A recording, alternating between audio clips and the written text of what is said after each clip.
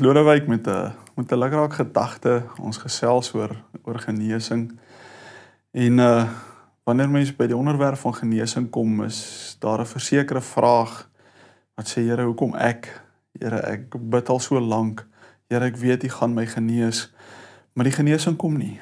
En dis 'n moeilikerige onderwerp wat ons hanteer, in dat ons het so gewoond geraak aan die gedagte dat God is die een wat besluit oor of dit gebeur en of dit nie gebeur nie. Met ander woorde, dit los mense op 'n plek dat wanneer jy tot God bid en dit gebeur nie, dan wonder jy hoekom God dit nie wil doen nie. En hoe God se liefde dan werk, want in 'n eenvoudige verstaan sou mens tog sê, maar God se liefde moet nie 'n gebed wat gaan rondom genesing ignoreer nie.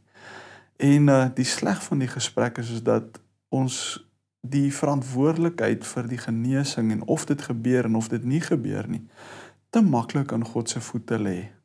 Ek is 'n kampvegter daarvoor om te sê, maar dis tyd dat ons hand in eie boesem steek en self kyk oor, is daar nie iets wat ons moet doen om te kyk oor of ons die genesing dalk terughou nie.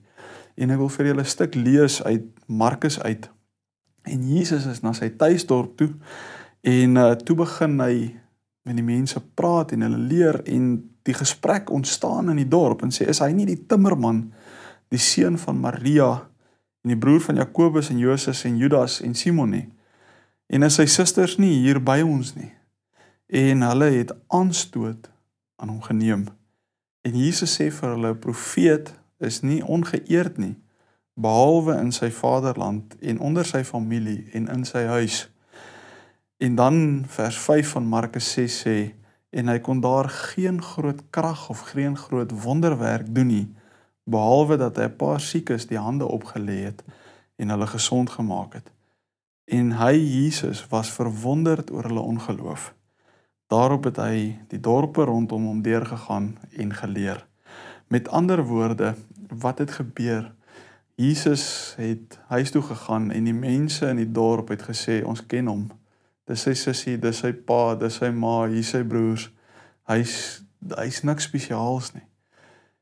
En die ongeloof, die aanstoot wat hulle geneem het in hom, en ons weet dat Jesus die woord is wat vlees geword het gemaak dat hulle harte toegegaan het vir die krag van die woord. En die uiteinde daarvan was is dat Jesus geen groot werk daar kon doen nie. Daar was 'n paar mense wat hom toegelaat het in hulle harte.